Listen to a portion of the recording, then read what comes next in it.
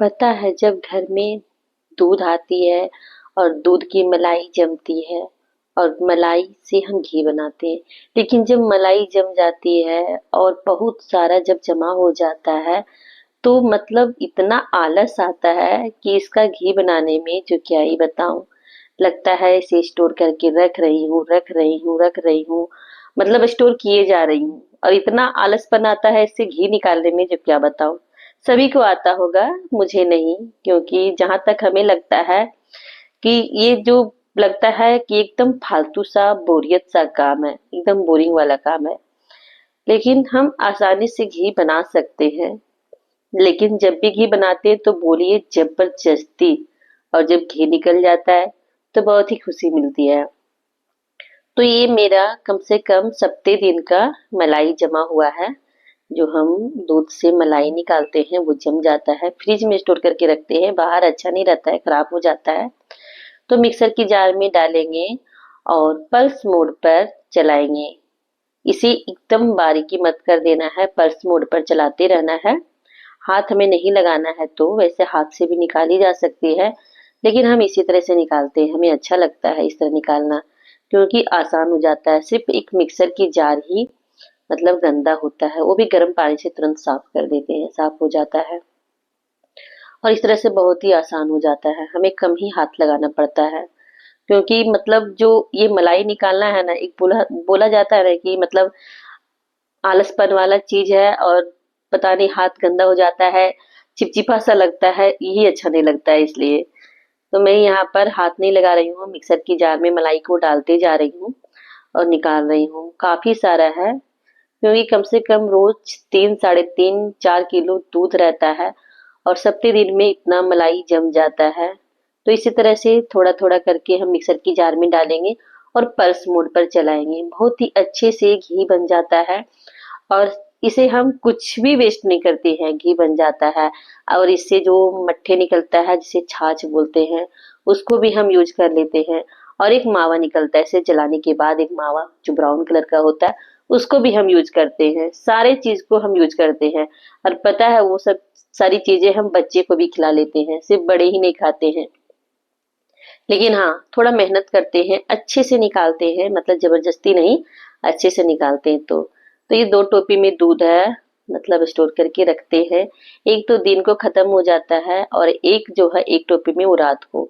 तो दिन में बच्चे वगैरह मतलब पीते हैं दूध, तो छाली अच्छे से नहीं जमती है, लेकिन एक टोपी वाला दूध बहुत ही अच्छे से जमती है। तो यहाँ पर बहुत सारा हम इकट्ठा कर लिए हैं और इसको हम अब हाथ लगाएंगे। पानी डाल दिए हैं, मलाई को अच्छे से मिक्स कर दिए हैं, मतलब अब पानी में अच्छे से मलाई को धोएंगे हाथ से।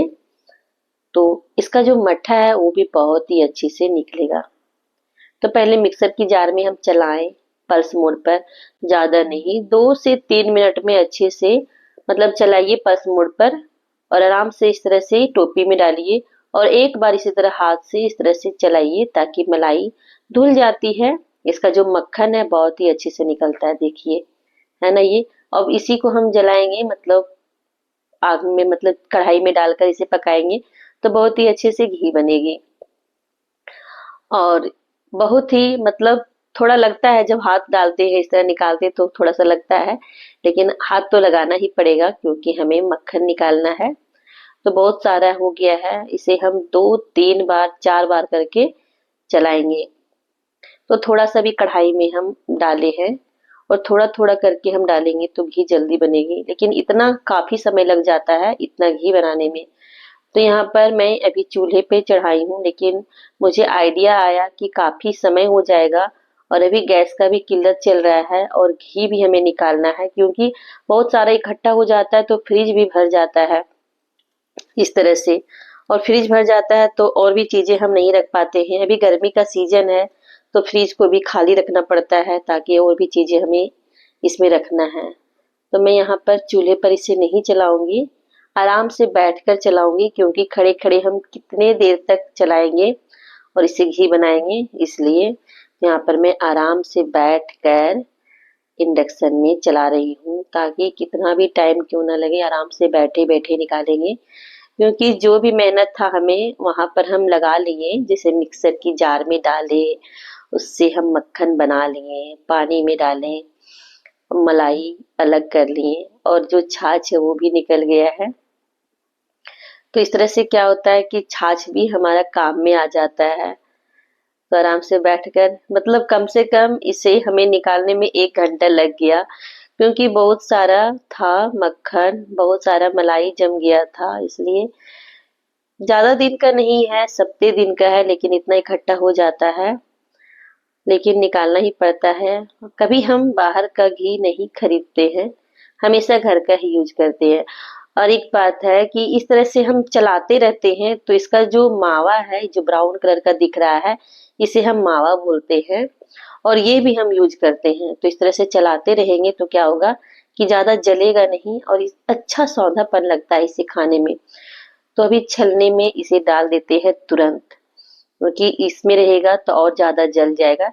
तो ये जो मट्ठे है वो अच्छा नहीं लगेगा खाने में, मट्ठे नहीं, इसको क्या बोलते हैं, मावा। इसे हम लोग जराठी बोलते थे, अभी भी बोलते हैं, क्योंकि ये बचपन से सुनते आए हैं इसलिए। और इसे क्या बोलते हैं मैं नहीं पता, बहुत जगह जो भी बोलते होंगे, मावा या फिर इसे चराठी, इसी तरह कुछ कुछ बोल देते हैं।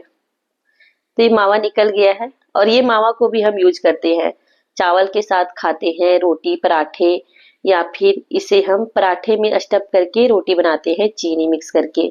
बच्चे को बहुत ही पसंद आता है। ये हम अच्छे से, इसको भी हम यूज करते हैं, इसे बर्बाद नहीं करते हैं। तो इसीलिए हम अच्छे से इसे निकाले हैं, हमेशा चलाते रहें।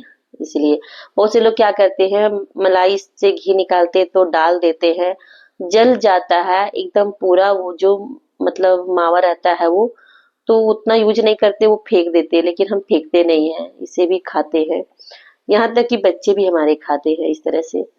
तो अभी इसे जो छलने में है उसे निकाल देंगे, क्योंकि जब हम फिर से दोबारा घी बनाएंगे, मतलब चलाएंगे, तो जो मावा निकलेगा इसमें डालेंगे तो फिर ये जल जाएगा, इसलिए तो इसे हमें भी अच्छा से रखना है, ताकि इसे भी हम यूज कर सके। हम तीनों चीज हम अच्छे से यूज कर लेते हैं, बर्बाद नहीं होने देते हैं।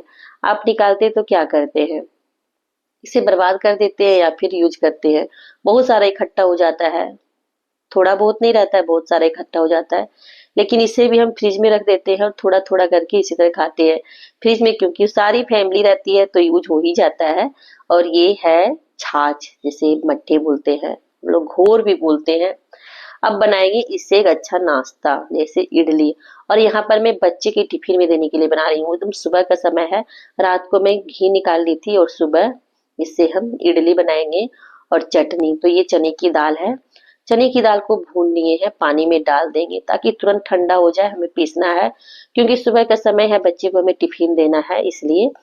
तो यहाँ पर फिर से पैन में डाल रहे हैं तेल और मूंगफली डाल रहे हैं। पहले चने की दाल को भूनकर पानी में डाल दिए ताकि ठंडा भी हो जाएगा, फूल भी जाएगा, फटाफट से हम चटनी भी पीस लेंगे, इसीलिए, क्योंकि सुबह का समय है कि हमें नाश्ता भी देना है और बच्चे को स्कूल भी भेजना है, इसलिए।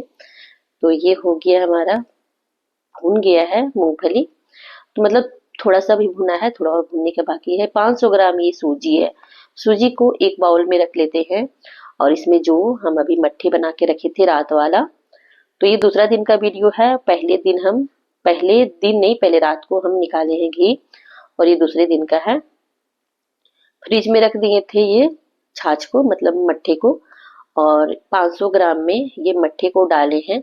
और पूरा लिक्विड नहीं बनाया है, सिर्फ इतना हम डाले हैं जैसे कि ये डो की फॉर्म में आएगा, उस तरह से। अब इसमें पानी डालेंगे नहीं, तो सिर्फ छाछ नहीं डालेंगे। और सच बात ये है कि जो इडली बनती है इससे एकदम सॉफ्ट सॉफ्ट बनती है, और इसका जो फ्लेवर है घी वाला आता है, तो इडली और भी टेस्टी हो जाता है। मतलब इडली जो बनता है बहुत ही टेस्टी बनता है, दही वाली तो बनती ही है, लेकिन ये वाली और भी टेस्टी बनती है। तो ये मूंगफली भी भून गया है साथ में। सुबह सुबह बच्चे का टिफिन भी हम दे रहे हैं इसी मट्ठे से। सिर्फ सूजी हमें डालना पड़ा और चटनी बनाना पड़ा, और फटाफट से बन जाता है। सुबह रात को ही हम गड़ी डालकर रख दिए थे, क्योंकि गड़ी हम घर में स्टोर करके रख सकते हैं, नारियल नहीं रख सकते हैं क्योंकि वो खराब हो जाएगा। तो ये गड़ी है, तो गड़ी को पानी में डालकर रख दिए थे, अच्छे से भीग गया, एकदम फूल गया है, नारियल जैसा हो गया है। छोटे छोटे पीसेस में कट कर देंगे और इसी की चटनी बनाएंगे। इस तरह से जो चटनी बनती है एकदम अलग सा मीठापन भी आता है, और चने की दाल को जब हम भूनकर बनाते हैं घर पर तो अलग सौंधापन भी आता है, और जो मूंगफली डाले हैं इस कारण और भी टेस्टी हो जाता है। तो इस तरह से चटनी आप बनाकर रख सकते हैं, मतलब रख नहीं सकते इसे स्टोर करके, मतलब फटाफट से चटनी बना सकते हैं और बच्चे के टिफिन में दे सकते हैं आप, बच्चे के लंच बॉक्स में। क्योंकि हमें ज्यादा टेंशन होता है सुबह सुबह बच्चे को लंच देने में, तो नमक और एक मिर्ची डालकर पीस लेंगे। और ये तब तक फूल चुका है इडली, बारीक वाला सूजी है, इडली वाला बैटर बारीक वाला सूजी है, इसलिए मोटी वाली सूजी थोड़ा लेट लगता है फूलने में, मतलब भीगने में। तो ये तुरंत ही भीग गया है, मतलब फूल गया है पूरा। अब इसमें डालेंगे पानी थोड़ा सा, इनो और मीठा सोडा। तो ये इनो है, आधा डालेंगे, पूरा नहीं डालेंगे। और थोड़ा सा पानी डाल दे रहे हैं इसमें, और ये है नमक, और थोड़ा सा मीठा सोडा भी हम डाले हैं बाद में, ताकि एकदम जो इडली बनेगा सॉफ्ट बनेगा और नरम बनेगा, इसलिए एकदम रूई के जैसा बनता है।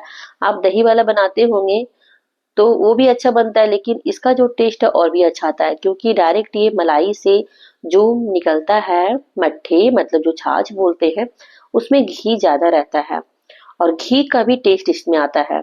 इस कारण से इडली बहुत ही टेस्टी लगती है खाने में। जब भी आप मलाई से निकालिएगा इस तरह से छाछ, तो आप बनाकर देखिएगा, सच में बहुत ही टेस्टी बनती है। और एक अच्छा खासा नाश्ता भी हमारा बन जाता है, वो भी बनाने में टाइम नहीं लगता है, फटाफट से बन जाता है। तो यहाँ पर ये तो कम से कम 10 मिनट भी नहीं लेता है और बन जाता है ये इडली, बहुत ही जल्दी सॉफ्ट हो जाती है। तो स्टीमर में हम पानी डाल दिए हैं और इडली मोल्ड डाल देंगे इसमें प्लेट, और ढक देंगे, और ये बहुत ही जल्दी से बन जाएगी फटाफट से। चटनी पीस गई है, अब इसमें एक तड़का दे देंगे। तो साइड में हम चटकने के लिए राई और करी पत्ता डाल दिए हैं, चटक गया है वो भी। और देखिए ये इडली कितनी अच्छी बनी है, लग नहीं रही है, एकदम सॉफ्ट बनी है। इसे भी मैं भी दिखाऊंगी, बहुत ही सॉफ्ट और नरम बनकर तैयार हुई है। पंखे के नीचे भी हम रखे हैं ताकि बहुत ही जल्दी से ठंडा हो जाएगा, ताकि हम अच्छे से इसे टिफिन में भर सके। तो ये हमारा तड़का रेडी हो गया है था, और अभी ये चटनी में डाल दिए हैं, और ये पंखे के नीचे रख दिए थे, बहुत ही जल्दी से ठंडा भी हो गया है। क्योंकि सुबह का समय ऐसा होता है कि हम बच्चे को बहुत ही फटाफट से हमें देना होता है। और देखिए कैसे एकदम रुई की जैसी बनी है, सॉफ्ट नरम, जैसे तोड़े हैं देखिए, है ना, जाली एकदम कितनी अच्छी आई है। इतना हम दही यूज नहीं कर सकेंगे, जब हम इडली बनाएंगे तो थोड़ा सा यूज करेंगे, और खासकर ज्यादा इनो से फूलेगा। लेकिन ये है कि इसमें जो हम डाले हैं, मतलब मट्ठे थोड़ा क्वांटिटी में डाले हैं, इस कारण से इसका टेस्ट भी और भी अच्छा आता है इडली का, बहुत ही टेस्टी बनती है ये इडली। हमारे बच्चे भी खाते हैं इस तरह से। तो ये हमारा लंच तैयार है हमारे बच्चे का, और मैं इसी को ही अभी तुरंत दूंगी, मतलब खाने के लिए।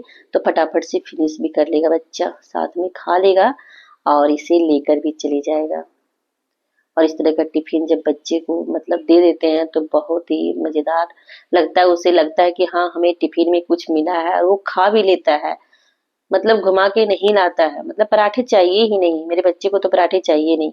तो बच्चे तो चले गए, बाद में मैं रसम बनाई हूँ, और ये रसम बहुत ही टेस्टी होती है, एकदम हल्की सी लगती है, खाने में और भी टेस्टी लगती है इडली के साथ, मतलब आप चावल के साथ भी खाइए। और ये जब बच जाती है तो मैं दोपहर को लंच में मतलब चावल के साथ ही यूज कर लेती हूँ, बहुत ही टेस्टी होती है। और ये इडली तो और भी सॉफ्ट बनती है जब हम मट्ठे के साथ बनाते हैं, तो एक बार आप जरूर से ट्राई करके देखिएगा, वाकई में बहुत ही टेस्टी होती है।